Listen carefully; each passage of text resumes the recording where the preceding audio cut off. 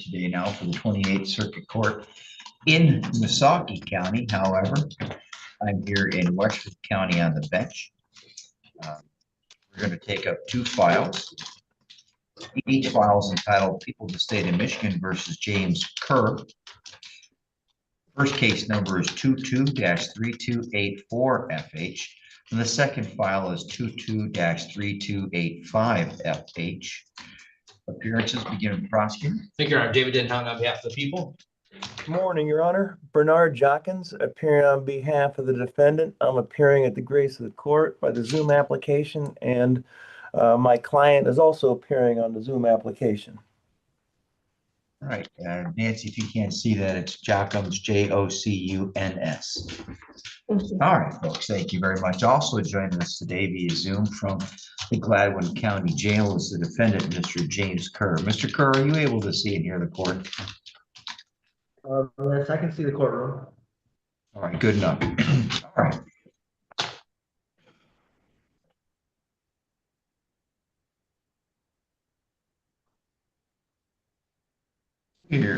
Here today for a alleged bond violation, and it looks like we had an initial show cause or arraignment back on January 30th. The court ordered that the defendant would be held without bond. There was a withdrawal of counsel, Barnett, who actually hadn't appeared on the case, I don't think, in a couple of years. And then we got Mr. Jockins, who has now come on to help us today. Let me find the allegation here, just a moment.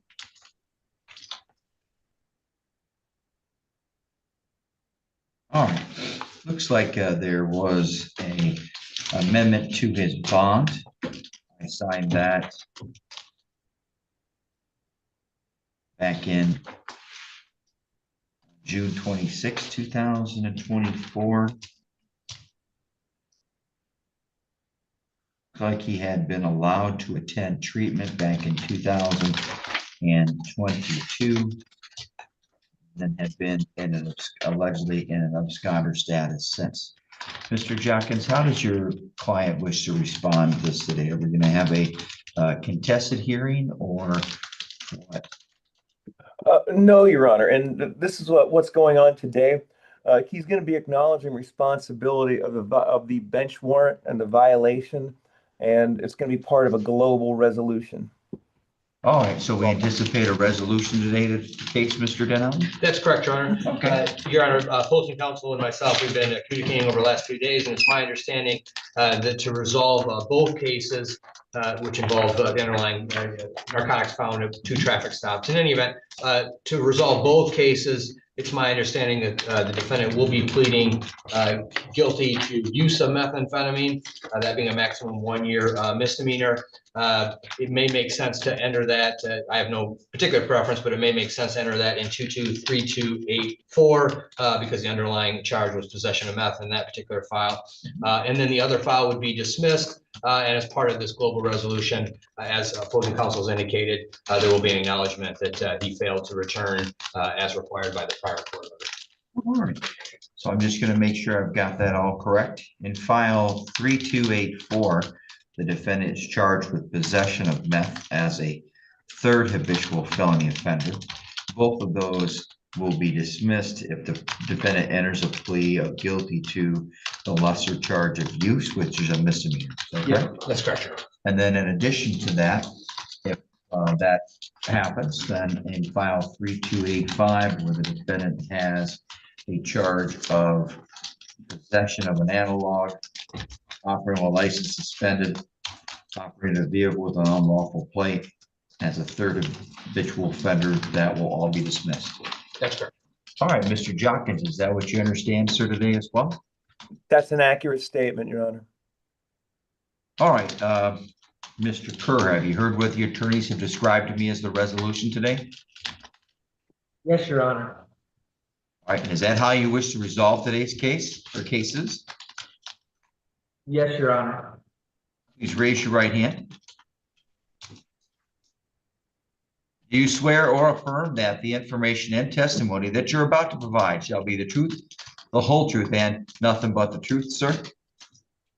Yes, Your Honor. You may lower your hand.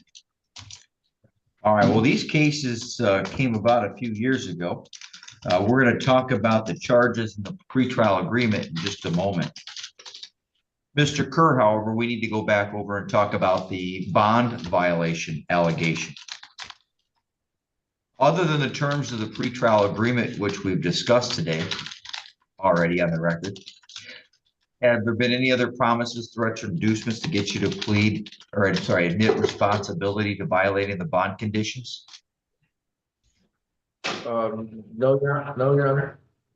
Oh, okay, hold on, because you looked a little inquisitive there. I'm going to make sure I say it loudly enough so you can hear me. I Okay. understand that you're on a laptop.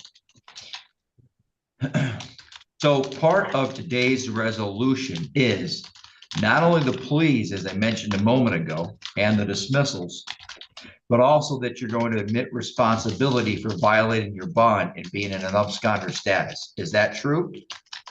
Oh, yes, Your Honor. Okay, thank you. Has anyone forced you to do this, compelled you to do it, put a gun to your head, threatened to beat you up or anything like that?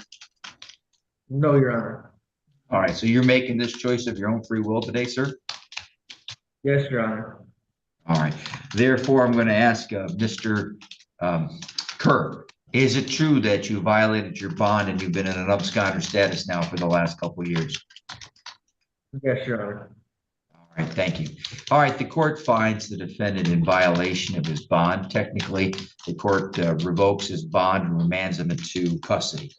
Next thing, Mr. Kerr, is we're going to talk about these pleas in these two cases. Are you able to hear me clearly? Yeah. Do I need to speak up louder? No, they're just doing dishes or something. There's water spraying too. I can hear you pretty good. All right, thank you. All right, sir, there are two files. The first file is file number 3284. In that case, you are charged with a single count of possession of methamphetamine. Now, that initially is a felony punishable by up to 10 years and or up to $15,000. Plus, there's a sentencing enhancement called a third habitual felony offender. And what that means is if you were convicted with that on the charge sheet, within the discretion of the court, that maximum punishment could be increased from up to 10 years to up to 20 years, and from up to $15,000 to up to $30,000. However, all of that will be dismissed today if you enter a plea of guilty to an added count 2. Added count 2 would be a charge of use of the controlled substance methamphetamine. Now, use is a misdemeanor. That is punishable by up to 1 year and or up to $1,000. You understand? Yes, Your Honor. All right, thank you. Now, I keep in mind here for you that if you were to be picked up and charged or convicted of some other drug case, this conviction for use could also be used against you to increase the potential punishments on any future drug case. Now, by the way, when I say that, I'm not trying to suggest that that's going to happen to you or that you're going to go back to using controlled substances, but I just want to make sure you understand how it could impact you in the future. Do you understand so far? Yes, Your Honor. Now, in the other file, file 3285, you are charged with 3 criminal offenses. Count 1 is possession of a controlled substance. Specifically, it's called an analog. An analog is a controlled substance that's derived from a controlled substance, but it might be made into a medication. And this one is diazepam. Now, that's a felony punishable by up to 2 years and or up to $2,000. Plus, again, there is a third habitual felony offender enhancement. That could, within the discretion of the court, allow the court to increase that potential punishment from up to 2 years to up to 4 years, and from up to $2,000 to up to $4,000. Count 2 is operating a vehicle while your license is suspended, denied, or revoked. That's a misdemeanor punishable by up to 93 days and up to $500, plus vehicle mobilization. And count 3 is a charge of unlawful use of a plate on a vehicle. That is a misdemeanor punishable by up to 90 days and or up to $100. However, all of that will be dismissed if you enter that plea of guilty to the added count 2 of use in the other file. You understand so far? Yes, Your Honor. Now, by entering a plea of guilty, if this court accepts that plea, you will be waiving certain rights. Now, that includes the right to be tried by a jury, the right to be tried without a jury, if you chose, the court and the prosecutor consented, the right to be presumed innocent until proven guilty, the right to have the prosecutor prove beyond a reasonable doubt that you are guilty, the right to have the witnesses against you appear at the trial, the right to question and cross-examine those witnesses against you, the right to have the court order any witnesses you may have for your defense to appear at the trial, the right to remain silent during the trial, the right to not have mental illness used against you, and the right to testify at a trial if you're to choose to testify. Do you understand those rights, Mr. Kerr? Yes, Your Honor. And even more importantly, do you understand that if you plead guilty and I accept that plea, you will be forever waiving those rights as they apply to these particular cases? Yes, Your Honor. Additionally, any appeal as to the conviction and sentence pursuant to this pretrial agreement would be then by filing an application for leave to appeal and not a claim to appeal by right, which is only entitled to a defendant when they are convicted after a trial. Or you may be given up the right to appeal issues that would otherwise only be appealable if you were convicted at a trial. You will also be given up the right to claim that the plea was a result of any promise, threat, or inducement not told to me right now on the record. Have there been any other promises, threats, or inducements to compel or encourage you to plead guilty today that we haven't talked about? No, Your Honor. Are you entering the plea of your own free choice? Yes, Your Honor. Now, I understand that Mr. Jockins has come in to help you a little bit here at the end. Have you been able to speak with him about the charges? Yes, Your Honor. Have you been able to speak with him about the pretrial agreement? Yes, Your Honor.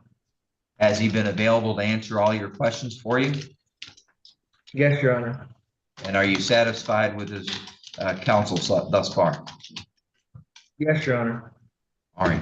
Now, we're going to talk here in a minute. There's we'll probably do sentencing. Well, anyways, I'll look into it. Has anybody made any promise to you or suggested to you exactly what the what the sentence would be from this court?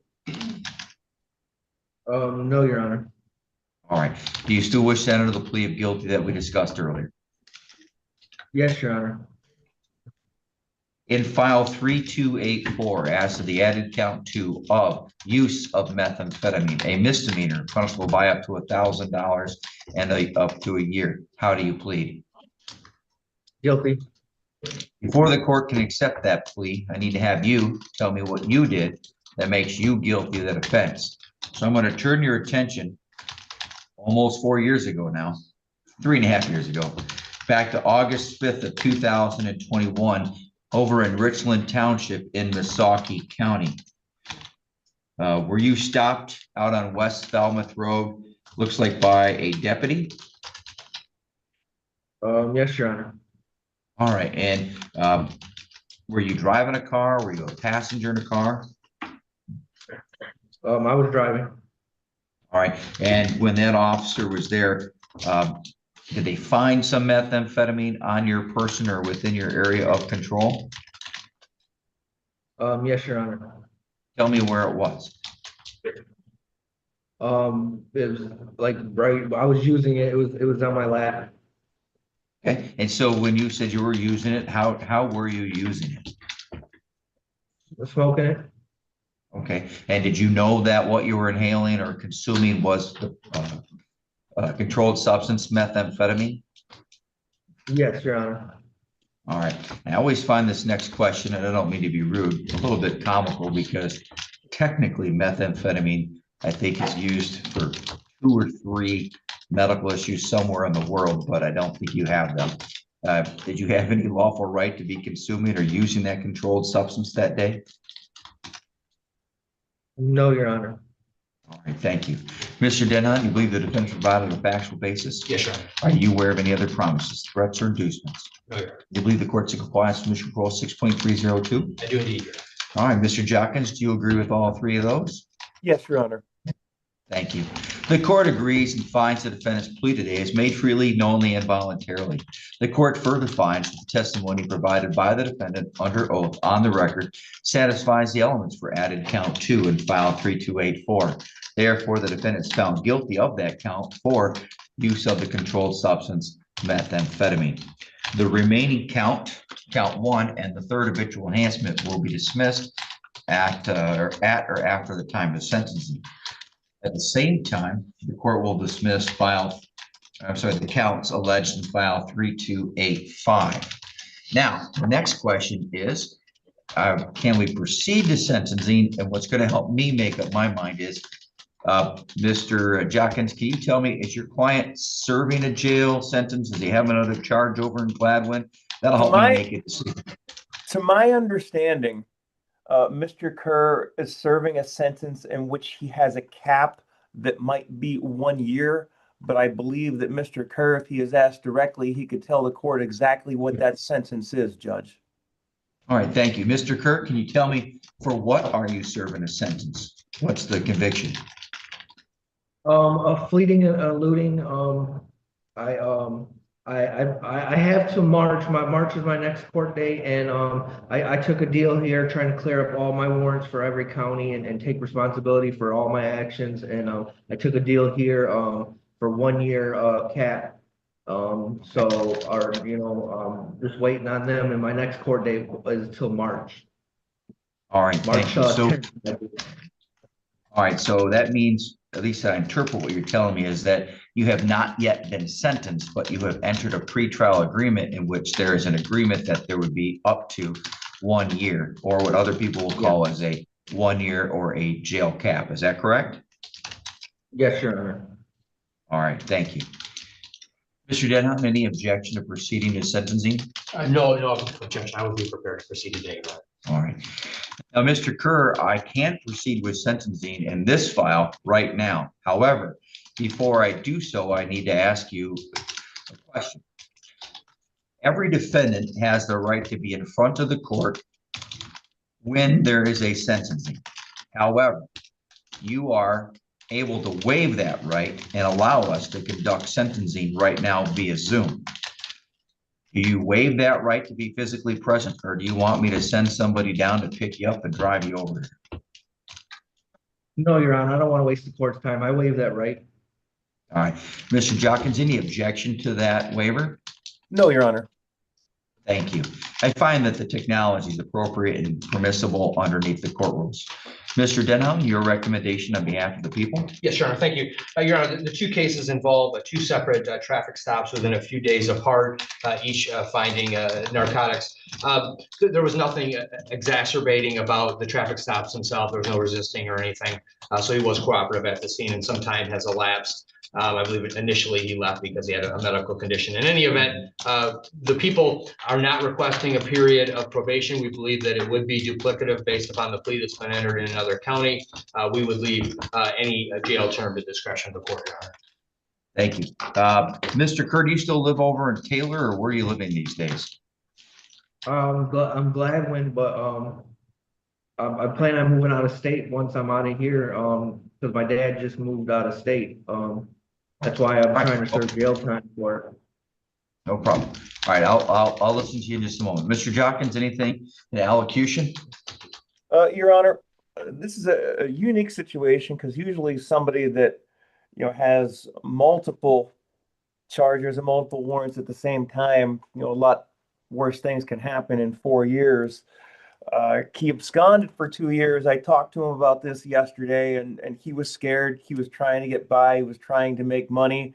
And, from initially, I believe that there was a medical issue, and he just, got scared to come back.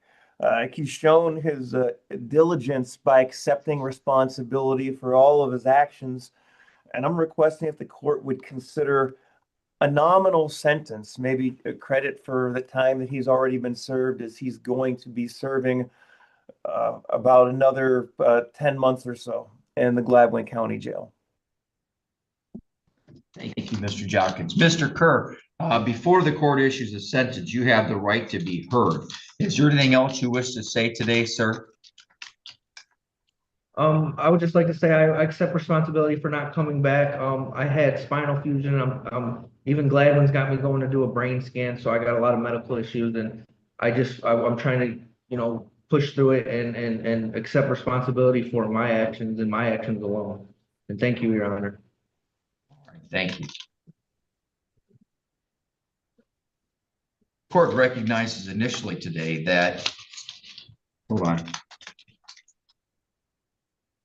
This is a conviction for a misdemeanor. The law requires the court to begin with a presumption of just fines and costs, no jail and/or probation. The court, however, does find reasonable grounds to give a jail sentence.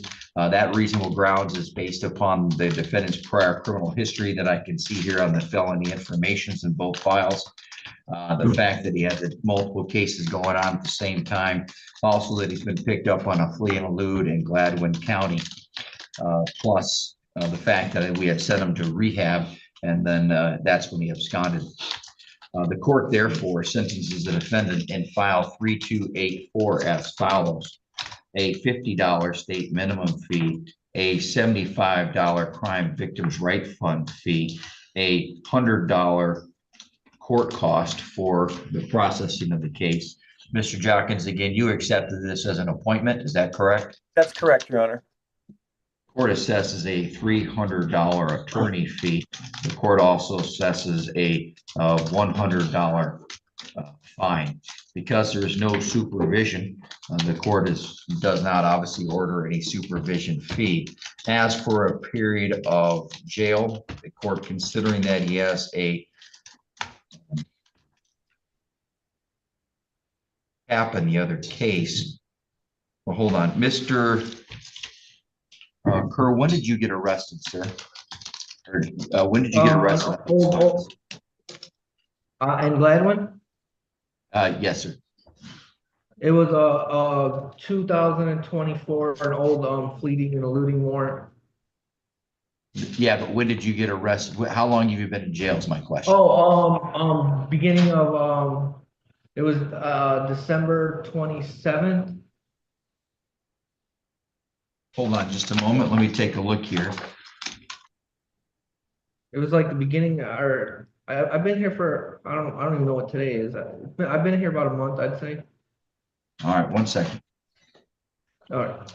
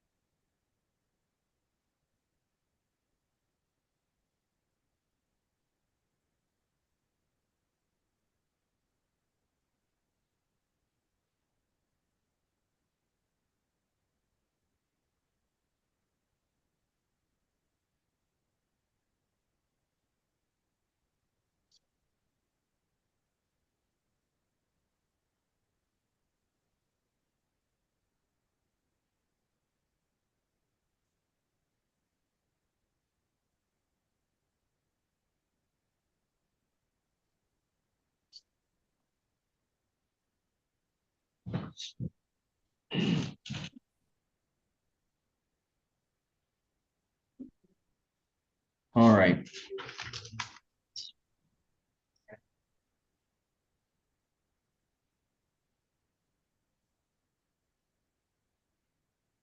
The court sentences the defendant to a jail term that will run concurrent to whatever other sentence he is currently serving or about to be served. I'm sorry, ordered by the other court. That is, again, of course, if the other court complies, it's up to the judicial discretion of that judge.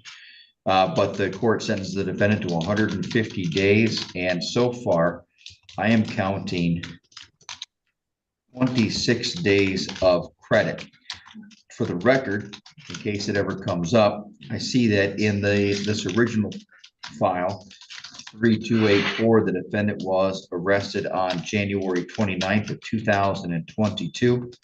The court allowed that he be released on February 17th of 2022.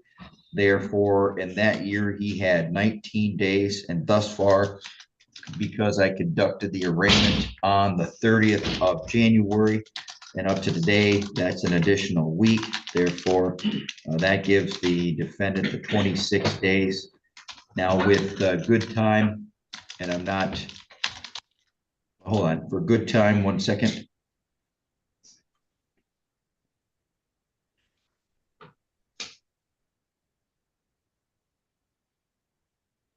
If I'm correct, that means the defendant has 99 days left to serve on this particular file.